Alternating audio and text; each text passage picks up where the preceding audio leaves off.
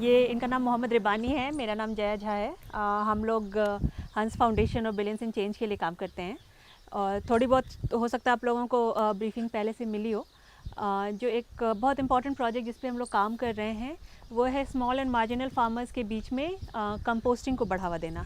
और ऐसा क्यों कर रहे हैं, क्यों ज़रूरी है, क्या मोटिव है, क्या ये है, वो सब हम जैसे आगे आगे बात करेंगे तो उसमें हम पता करेंगे। मोहम्मद पर्माकल्चर कंसल्टेंट हैं, ये मैक्सिमम बातें बताएंगे, सारी ज्ञान की बातें ये बताएंगे, मैं उनको ट्रांसलेट करूँगी। और एज एंड व्हेन आप लोगों के दिमाग में क्वेश्चन है आप इंटरप्ट करके पूछ सकते हैं। ऐसा कुछ नहीं है कि बैठना है उसके बाद कुछ सोचा जाएगा।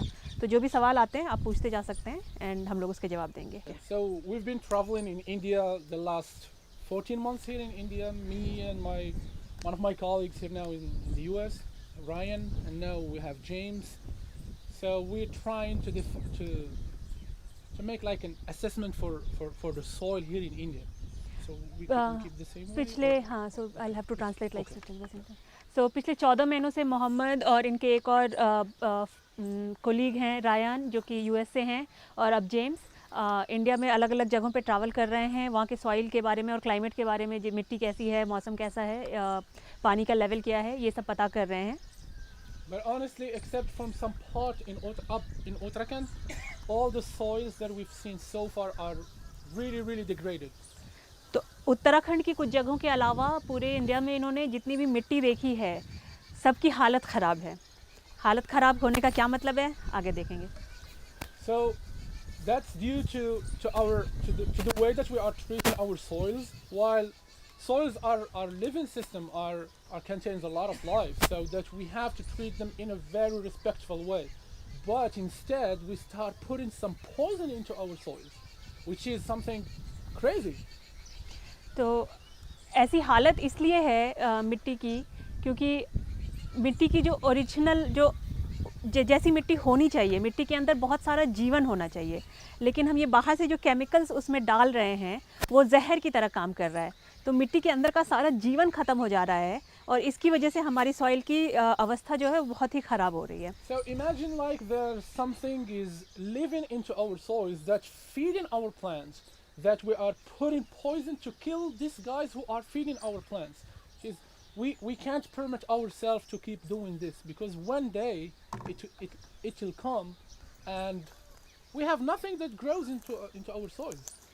तो हमारी मिट्टी में अगर एक स्वस्थ मिट्टी है तो उसके अंदर बहुत सारे सूक्ष्म जीवाणु होते हैं और ये जीवाणु जो हैं वो एक्चुअली पौधों को भोजन देते हैं, लेकिन हम जब बाहर से उसमें चीज़ें डालते हैं जो उन जीवाणुओं के लिए जहर का काम करती है, इसलिए जो एक पूरा सिस्टम है जिससे पौधों को पोषण मिलना चाहिए था वो ख़त्म हो जाता है। और हम ऐसा करते नहीं रह सकते क्योंकि हमें दुनिया की 7 अरब की आबादी को खाना खिलाना है, और अगर हमारी मिट्टी से ऐसे ही जीवन जाता रहा तो बहुत बुरी अवस्था आने वाली है। अगर लोगों को लगता है कि अभी हालत ख़राब है तो अगले कुछ सालों में हालत और ख़राब होने वाली है। But honestly, not to be very negative, there are a lot of people who are doing a lot of good jobs. There are people who are using, instead of pesticide, they are using gumutar. Instead of using urea and all of this DIP stuff, they are using very good quality compost, which is sometimes we found vermicompost. Some people are using jivamirtem, if you heard about this word. So not only people who are killing their soils, but there are people who are working in harmony with nature to keep on constant production of high quality food. लेकिन इसका मतलब ये नहीं कि हमें निराश हो जाना है, क्योंकि गड़बड़ियाँ हो रही हैं, लेकिन इसी समय पे बहुत सारे लोग बहुत अच्छा काम भी कर रहे हैं। लोग हैं जो कि पेस्टिसाइड की जगह, कीटनाशक की जगह गौमूत्र का इस्तेमाल कर रहे हैं, वर्मी कंपोस्ट का इस्तेमाल हमने होते हुए बहुत जगहों पे देखा है। बहुत सारे लोग हैं जो कि वापस से जो प्राकृतिक तरीके हैं उनको वापस लाने की कोशिश कर रहे हैं और बहुत सारे लोग सक्सेसफुल भी हो रहे हैं। तो हम लोग भी उसी तरह के एक मूवमेंट का पार्ट बनना चाहते हैं। So all these practices are very useful, are much way better than any chemical use. But instead, we have a better way to process all this material into very high quality amendment or a very high quality inoculant into our soils. So here people are using vermicompost, they are using sometimes just very old cow dung into our soils, but it still has some some negative things that going on across with this. We will deal with them right now. तो ये सब जो तरीके अपना रहे हैं लोग vermi compost का या प्राकृतिक तरीक़ों से कीटाणुओं को दूर रखने का, इन सब के बहुत सारे फ़ायदे हैं, लेकिन कुछ नुकसान भी है। कुछ चीज़ें जो हैं जो उसमें प्रॉब्लम रह जा रही हैं, समस्याएं रह जा रही हैं, और उसके बारे में हम बात करेंगे और उससे हम कैसे डील करते हैं। जो हम अभी कंपोस्ट बनाने की विधि बताने जा रहे हैं उसके बारे में भी मोहम्मद अभी बताएंगे कि क्या समस्याएं रह जा रही हैं और उनको हम कैसे सॉल्व कर रहे हैं। ये हमारी compost. So there are a lot of people who've been doing a lot of trials in the US in a university called Berkeley. They came out with this very useful speed process into how to make compost in just 18 days. तो बहुत सारी जगहों पे लोग बहुत तरह के प्रयोग कर रहे हैं, और ख़ास करके जहाँ से हमारी कंपोस्ट की विधि आती है, तो अमेरिका में बर्कली नाम की एक यूनिवर्सिटी है, वहाँ पे उन्होंने ये प्रयोग किए हैं और फाइनली इस विधि को निकाला है, जिसको कि हमने भारत के लिए और उसको अलग अलग तरीके से ट्राई किया है, और एक फाइनली ऐसी विधि पर हम पहुँचे हैं जो कि हमारी कंडीशंस के लिए सूटेबल है। So we can call it Berkeley method. तो हम इसे बर्कली मेथड कह सकते हैं कंपोस्ट बनाने का। हम इसको थर्मोफिलिक कंपोस्ट भी कह सकते हैं, जिसका मतलब है गरम करके कंपोस्ट बनाने की विधि। तो जैसे 2-2.5 महीने में वर्मी कंपोस्ट या दूसरे कंपोस्ट बनाने के तरीके होते हैं, उनमें जो आपका ढेर होता है कंपोस्ट का वो ठंडा रहता है। इसके केस में बहुत सारी गर्मी पैदा होती है जो हम 18 दिनों के लिए उस कंपोस्ट को रखते हैं, और हम अभी उसको देखेंगे। तो इसलिए उसको थर्मोफिलिक या गर्म विधि कंपोस्ट बनाने की कह सकते हैं हम। Or we can call it again 18 days compost. या फिर हम उसको कंपोस्ट बनाने की 18 दिनों की विधि कह सकते हैं। तो ये तीनों एक ही चीज़ें हैं। So who's amongst you is making vermicompost? यहाँ पे वर्मी कंपोस्ट कौन कौन बना रहे हैं या प्रमोट कर रहे हैं? आप लोग कब कर रहे हैं? और लोग? 2 लोग? So how many days or how many months it takes you to make a compost through vermicompost? कितना समय लगता है वर्मी कंपोस्ट को तैयार होने में? 3 महीने। 3 months. 3 months. So here's the first thing that we are dealing with here. We are making compost in just 18 days, but it has some conditions. We have to He's make. saying something. आप कुछ बोल रहे थे? हाँ। I think 45 day में Okay, so it gets done even in 45 days. तो वो भी 1.5 महीना हुआ लगभग, right? It's still 1.5 months. Yes, it's still half third way. तो ये जो समय लगता है, ये पहली समस्या है जिसका कि हम समाधान इस 18 दिन की विधि में निकालते हैं। So this is one of the advantages of making this kind of compost. It's ready in 18 days. So to make this compost, we need 3 major components. तो ये कंपोस्ट बनाने के लिए हमें 3 तरह के पदार्थों की ज़रूरत होती है। We need dry material. हमें सूखे पदार्थ की ज़रूरत होती है। Let's say first element. Dry material. तो पहली चीज़ है सूखा पदार्थ, Or we can call it carbon material. इसको आप कार्बनिक पदार्थ भी कह सकते हैं। इससे कार्बन आता है हमारी कंपोस्ट के ढेर में। So please don't freak out with the names. They are just names. So what is dry material or carbon material? You know, it's suha. It's like this material, sarso waste. जो भी सूखा waste है, सरसों का waste है, भूसा है, कुछ भी Dry सूखा leaves. पदार्थ, सूखी पत्तियाँ, लकड़ी के twigs, But No. in a very small हाँ, size. बहुत yeah. छोटे छोटे साइज़ में लकड़ी के टुकड़े भी, छोटे छोटे साइज़ में, बड़ा नहीं। These small twigs are okay. हाँ, इतने छोटे छोटे जो होते हैं, पतले पतले, ये ठीक है। So the second element is green material. दूसरा जो है वो हमें हरे पदार्थ की ज़रूरत होती है। Now green material could be weeds, green leaves, any green material that still has the green color in it. तो उसमें ग्रीन कलर होना चाहिए, सूखा नहीं होना चाहिए कोई भी चीज़। पत्तियाँ हो सकती हैं, किसी भी तरह का वेस्ट हो सकता है, खरपतवार भी हो सकते हैं, उसमें भी कोई दिक्कत नहीं है। जो भी वीड्स हो रही हैं आपकी, If I'm उसको भी using डाल this- दीजिए। If I'm using this lantana, I can use just the leaves, but not without the twigs, because the twigs content of carbon is very high. I can use just the leaves. तो जैसे ये lantana weed अगर हम इस्तेमाल कर रहे हैं तो इसकी पत्तियां इस्तेमाल कर सकते हैं, इसकी टहनी नहीं, क्योंकि वो थोड़ी सूखने लगती है। तो अगर कहीं भी थोड़ा भी भूरा पदार्थ आ रहा है, सूखा पदार्थ आ रहा है, तो उसको ग्रीन मटेरियल की तरह ना डालें। ग्रीन मटेरियल एकदम ताज़ा होना चाहिए। And nitrogen, the third element. तीसरा जो पदार्थ चाहिए होता है उसे हम नाइट्रोजन पदार्थ कह रहे हैं। Again, it's just a name. It's simple. It's manure. तो नाइट्रोजन पदार्थ बस नाम है, वो इसेंशियली गोबर है। तो गाय का हो सकता है, Cow, goat, बकरी का हो सकता है, chicken, मुर्गियों का हो सकता है। any kind of manure. But there's one condition here. The fresher your manure, the better it is. The more nitrogen content in it. So we can say that it must be at least 2 weeks old maximum. सो 2 हफ्ते से ज़्यादा पुराना गोबर नहीं होना चाहिए। In fact जितना ताज़ा हो उतना अच्छा है। तो सूखा गोबर नहीं डालना है, गोबर ताज़ा होना चाहिए और 2 हफ्ते से ज़्यादा पुराना नहीं होना चाहिए। तो जैसे ग्रीन मटेरियल तो एकदम ही ताज़ा होना चाहिए। अगर आप आज बना रहे हैं तो आप आज ही या ज़्यादा से ज़्यादा कल शाम में जमा कीजिए इसको। ये 2 हफ्ते पुराना तक हो सकता है, लेकिन उससे पुराना बिल्कुल नहीं होना चाहिए। ज़्यादा ताज़ा हो तो बेहतर है। So what would be challenging for you guys to find in your area among this material? तो इन सब में से इस एरिया में कौन सा पदार्थ मतलब जमा करने में सबसे ज़्यादा दिक्कत होगी? आप वहाँ पे देख रहे हैं किस तरह का ढेर है, तो उस अमाउंट में हमें चाहिए होता है। तो इस एरिया में किस चीज़ में दिक्कत आएगी? सब कुछ है? Everything is available. हाँ, तीनों चीज़ें पर्याप्त हैं। हरा पदार्थ भी मिल जाएगा। So for this element you need at least 3 different varieties of each one.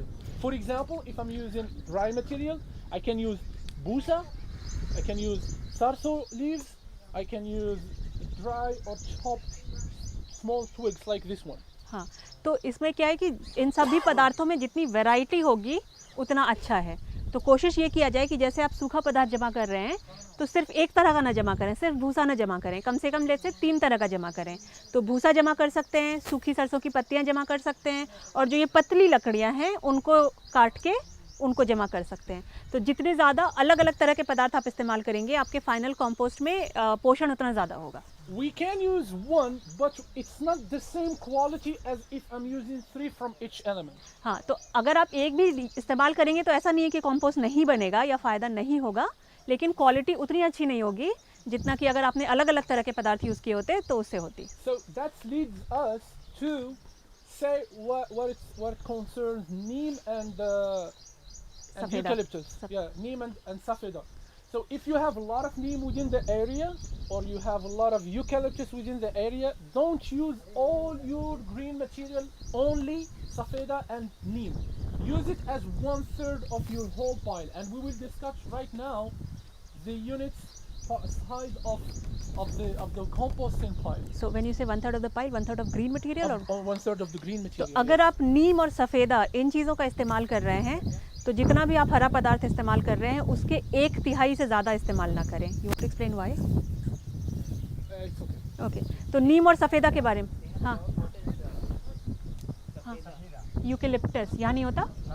हाँ, तो नीम और यूकेलिप्टस, नीम और सफ़ेदा अगर ये इस्तेमाल हो रहा है तो जितना भी आपका हरा पदार्थ है उसके 1/3 से ज़्यादा नहीं होना चाहिए।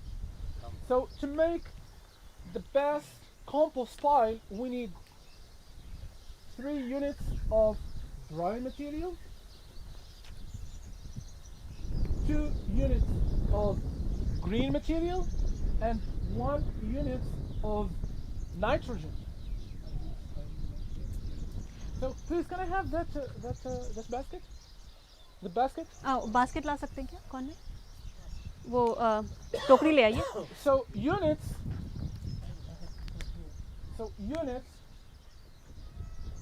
is a container.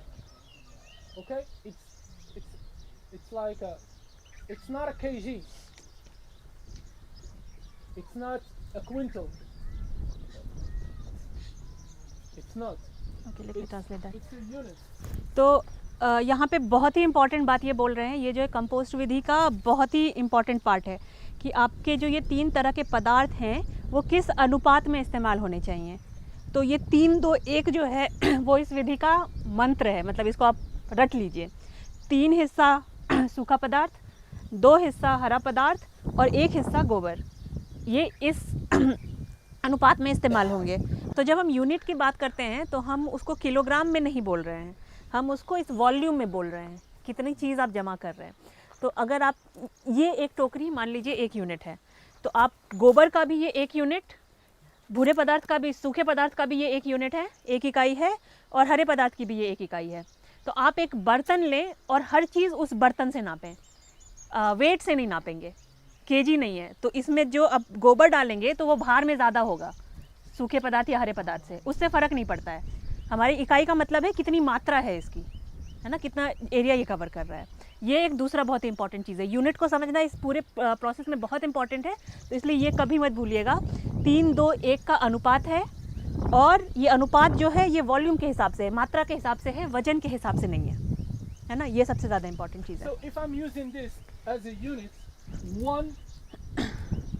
if this is the unit, it should be 3 2 1. If I'm using this for 2 of baskets, so I need an interaction with the guys. Okay. So if I'm using 2 of cow manure, how much I need of green material and green material and green okay, material? तो मान लीजिए कि हमने 2 टोकरी गोबर के इस्तेमाल किया है, ठीक है, तो हमें हरा पदार्थ कितनी टोकरी इस्तेमाल करना पड़ेगा? Okay. And हाँ, dry? नहीं, अगर कन्फ्यूजन है तो पता कर लीजिए। 3 आपको क्यों लगा? हमने कहा 2 टोकरी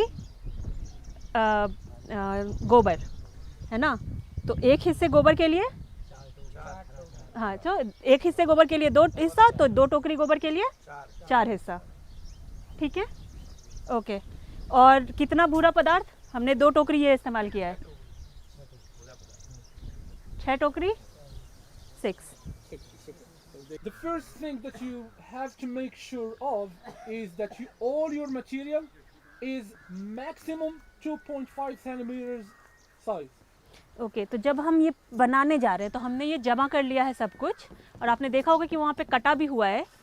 तो जो कटा हुआ मटेरियल है वो 2.5 centimetre right, 2.5 centimetre inches, okay. So 2 से 2.5 इंच से बड़ा नहीं होना चाहिए। इसको छोटा छोटा काटना बहुत ज़रूरी है। ये एक कॉमन मिस्टेक हम देखते हैं लोगों का, कि लोग जमा करते हैं और सीधे डाल देते हैं पाइल में। वो नहीं करना है, काटना बहुत ज़रूरी है, चाहे उसे कटर से काटिए या हाथ से काटिए, इससे फ़र्क नहीं पड़ता। 2 से 2.5 इंच, उससे बड़ा नहीं होना चाहिए। अब हम एक्चुअल कंपोस्ट बनाने की विधि पे आ रहे हैं। तो हमारे सारे पदार्थ वहाँ रखे हुए हैं, सूखा पदार्थ है, हरा पदार्थ है, गोबर भी है उसके पीछे, और हम इस्तेमाल करेंगे इस घेरे का। तो ये घेरा जो अभी आप देख रहे हैं ये मेटल का बना हुआ है, ऐसे खुल जाता है और फिर आप उसको गोल करके लगा सकते हैं। तो इसका साइज़ जो है हाइट में 1.2 मीटर है, और ये जो पूरा घेरा अगर खोलेंगे तो ये 4 मीटर बड़ा है। हम इसको गोल करके इस्तेमाल करेंगे, बट इसको अगर पूरा खोलेंगे तो ये 4 मीटर बड़ा है। तो इन दोनों को हम इसको लाके ऐसे घेरा बनाएंगे और 2 तारों से उसको एंड में जोड़ देंगे, जिससे ये गोल बन जाए। इसके बर्तन में सब चीज़ें आनी चाहिए, अलग अलग बर्तन नहीं यूज़ कर सकते। Okay, let's start. तो वो 3 2 1 एकदम हमेशा याद रखना है। 3 इकाइयाँ सूखे की, 2 इकाइयाँ हरे की और 1 इकाई गोबर की। ये जो काट की जमा कर लिया है सामान और काट लिया है, तो सबसे मुश्किल काम हमने ऑलरेडी कर लिया है। अब इसके बाद पाइल बनाना आसान है, जो ढेर बनाएंगे हम। तो 3 अभी हमें चालू करनी है अपनी पहली परत, किस चीज़ की? 3 इकाई सूखे परत इसकी हम इकाई मान रहे हैं, वो 1 टोकरी बड़े साइज़ की। अब वो नंबर अलग हो सकता है, अगर आपने छोटे साइज़ का यूज़ किया होता तो आप कह सकते थे कि हम 3 टोकरियाँ यूज़ करेंगे 1 यूनिट की, तो 3 जो इकाइयाँ हैं वो 9 टोकरियाँ हो जाएंगी, वो ठीक है ना। तो अभी हम, क्योंकि हमारे पास बड़ी टोकरी है, हम उसको 1 इकाई मानेंगे। 3 इकाई सूखे सामान की हम परत बनाएंगे। So while he's putting the dry material, we have to pour water. So remember what we mentioned, that we need at least 3 different sources of dry material. It's better to bring dry material from the other side.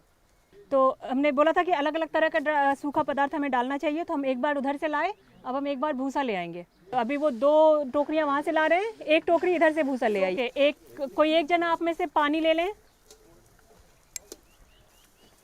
It must be this way, right? ठीक है, now let them do We it. have at least 1 rake. Wait, अब We need a pitchfork. should we Yes, put it? yes. Okay, put it. So where is the pitchfork? This? Yeah.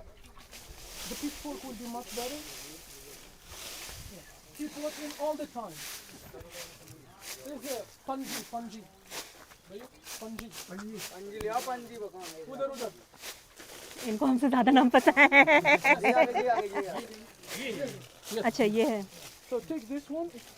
It's easier, right? चलिए actually एक एक करके थोड़ा मतलब कभी कोई और करें। तो अपनी हमने 2 टोकरियां डाली हैं, हम ये तीसरी टोकरी भूसे की डाल रहे हैं। उसका टेस्ट ये है कि नीचे से हल्का सा पानी निकलना चाहिए। Just it's like you want that your material touch all your material touch the water like this, all your material. So now it start absorbing all the water. So it needs to be और पानी। हाँ पानी डालिए और उसको सतह बनाइए। आप चाहें तो ये सूखे पदार्थ को पहले से भी थोड़ा भिगा के रख सकते हैं। सुबह अगर बनाना है तो एक प्लास्टिक शीट पे फैला दें और उस पर पानी छिड़क दें पहले से, वो भी ठीक है। हाँ मटेरियल डालो। इसको भी फैलाएं और इस पे भी पानी डालें। पानी हर समय डालते जाएं। पानी लगातार डालते जाएं।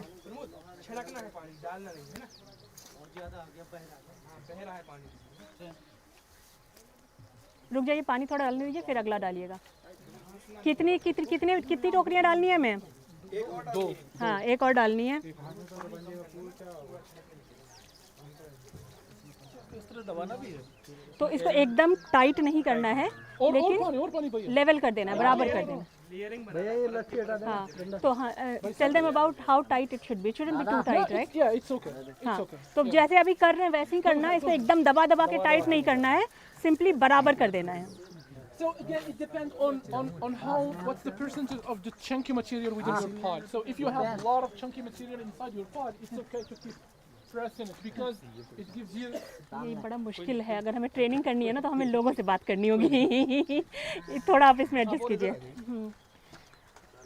तो You get my idea? हाँ अगर ऐसे बहुत फैला हुआ मटेरियल है बहुत ज़्यादा आपके उसमें, तो शायद थोड़ा ज़्यादा दबाने की कोशिश करनी पड़ेगी, लेकिन टाइट नहीं होना चाहिए। मेन चीज़ ये है।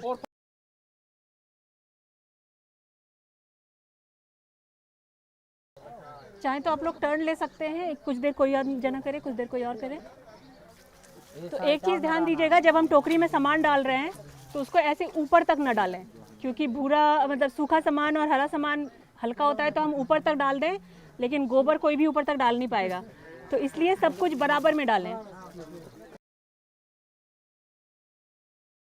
तो जैसे ये 3-3 की हम परतें बना रहे हैं, अगर आप नीम डाल रहे हैं, जैसे हरा पदार्थ है, अगर उसमें हम नीम डाल रहे हैं या यूकेलिप्टस डाल रहे हैं, तो अगर इसकी 5 परतें बनती हैं ऐसी 3-3 वाली, तो एक से ज़्यादा परत में नीम न डालें। एक परत में नीम डाल दी ठीक है, लेकिन क्योंकि हमने कहा था कि 1/3 से ज़्यादा हरा पदार्थ नीम नहीं होना चाहिए, या यूकेलिप्टस नहीं होना चाहिए।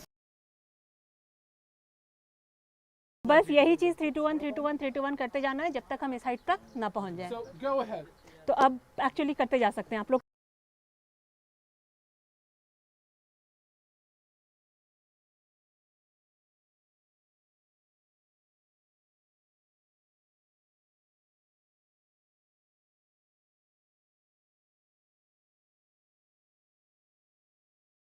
फाइनल स्टेज, इसको प्लास्टिक की शीट से ढकना है, ये बहुत ज़रूरी है। एयर साइड से आएगा, मतलब इसको कुछ बंद नहीं करेंगे, लेकिन ढकना है। ढकना अच्छे से है, लेकिन हवा के लिए जगह छोड़नी है।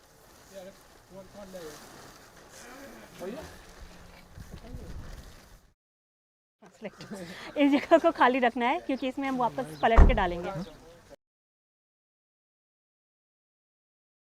तो ये जो वाइट चीज़ है, ये जो सफ़ेद चीज़ है, इसमें मुझे इसका नाम नहीं पता, हो सकता है आप लोगों को पता हो। फफूंदी है, अच्छा। तो ये जो इसमें है, इसका मतलब अच्छी चीज़ बनी है, ये अच्छी चीज़ है, ये गड़बड़ चीज़ नहीं है। You can smell it. It's a good smell. हाँ तो ये स्मेल देखिए, ये अच्छी स्मेल है। छोटे कैमरे के सामने समझ What we mentioned about what to check. Size is okay. Smell is okay. So what the other two things? क्या चेक करना है हमें इसमें? तापमान, मॉइस्चर। लगभग 25 सेंटीमीटर का ये छेद करना है। So here's ये वो छेद कर रहे हैं। on the heat. So you can put your hand easily inside right now. Yeah. Okay. Inside. My hand.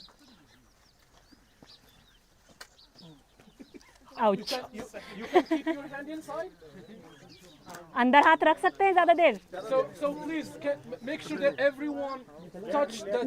ये सब लोगों को खुद से एक्सपीरियंस करना Make है। a row or something so that we can. हाँ, एक एक करके प्लीज सब लोग इसको देखें।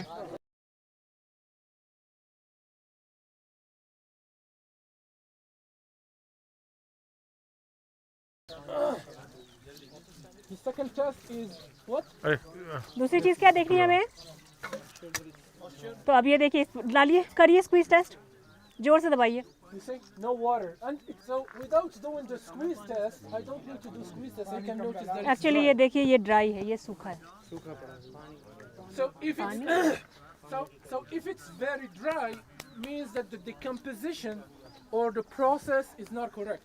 हाँ, तो एक्चुअली ये गर्म जो सफिशिएंट नहीं है, ये बोल रहे हैं इस केस में पानी की कमी। You know the reason why? Because we keep pouring water, not sprinkling. तो ये जो उस समय बार बार हम बोल रहे थे ना कि छिड़कना है, ढालना नहीं है, ये इसके लिए ज़रूरी है। And when we see the water coming through the pile down, we think that there's enough water. हाँ, हम बहता हुआ देखते हैं तो हमें लगता है कि काफ़ी पानी है, लेकिन वो छिड़कना लगातार बहुत ज़रूरी है। But this is okay. तो ये हाँ, sorry, It's not a problem. It's not a problem at all because Rajkumar is the first time he's making this kind of pile here. He is perfect. He's making it perfect in Delhi because he knows exactly what kind of material he's dealing with. हाँ, तो अब ये क्या है कि राजकुमार जी यहाँ आए थे 4 दिन पहले, उन्होंने ये पाइल बनाई, वो दिल्ली में बनाते हैं, तो वहाँ पे उन्हें समझ में आ गया है बना बना के कि कितना पानी डालना है, कैसे बनाना है। यहाँ का मटेरियल सेम तरह का है लेकिन अलग है, सबकी अपनी अपनी वो होती हैं, तो इसलिए यहाँ पे जो है थोड़ा उनका अंदाज़ा गलत हो गया। तो जो हम कह रहे थे ना कि 3 बार 4 बार 10 बार बनाते बनाते खुद को अंदाज़ा आ जाएगा, और ये टेस्ट आप करते रहेंगे तो आपको पता चल जाएगा कि सही है कि नहीं है।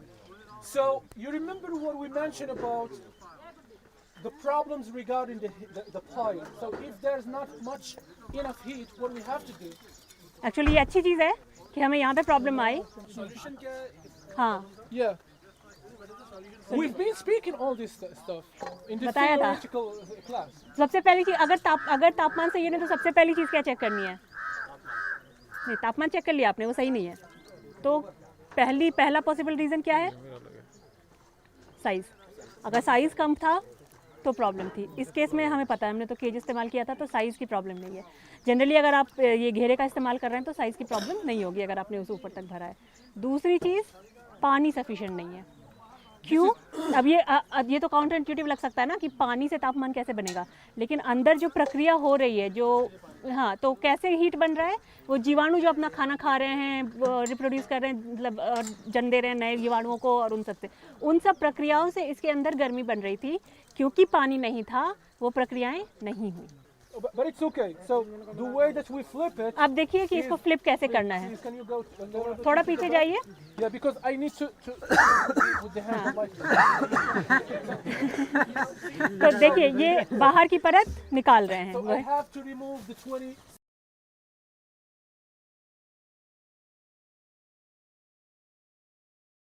Cover वाली layer. Now, for each 20 centimeters, we need to add at least 2 of these guys, 2 of these. तो हर करीब 20 सेंटीमीटर की ऊंचाई के लिए हमें ये 2 कलसी पानी उसमें डालना पड़ेगा, Because it's very dry. क्योंकि बहुत सूखा है ये। So here is the thing. So you see now the change in the dry material. How is it? अब देखिए, So when you reach the layer where the decomposition it started, you have to start taking from here and dump it down. तो अंदर वाली layer अब अभी उसमें डाल रहे हैं, बाहर की परत इन्होंने हटा दी। So now you can see the change in the material. यहाँ पे आप थोड़ा देख सकते हैं कि पदार्थ जो है थोड़ा अलग है, बाहर वाला एकदम सेम था, हालांकि वही क्योंकि सफिशिएंट टेम्परेचर नहीं था, पानी नहीं था, पूरी तरह से नहीं हुआ है, लेकिन फिर भी फर्क दिखेगा आपको।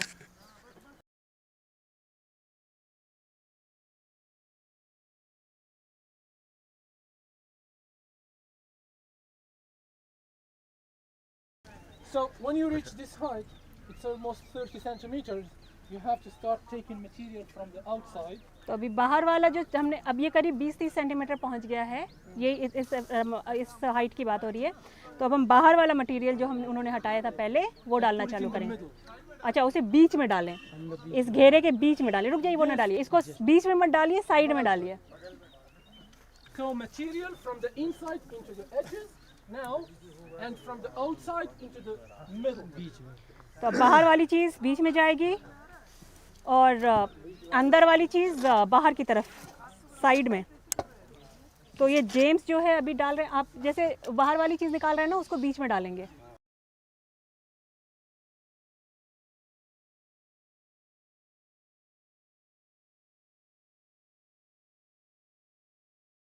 No, because of the cage, they squeeze it a little bit.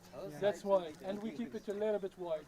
थोड़ा हमने घेरे को बड़ा करके बांधा है, इसीलिए छोटा लग रहा है, लेकिन लगभग जो है हमारा वॉल्यूम ठीक ठाक ही है।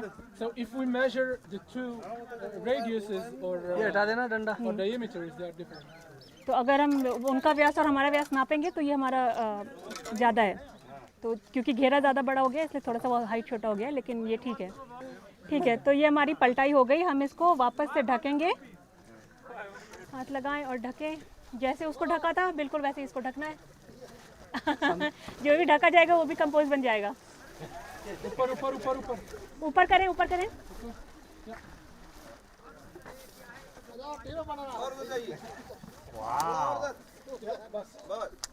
Come on, if you want to be in the movie, you have to be on the other side. I don't want to be in a movie. How boring.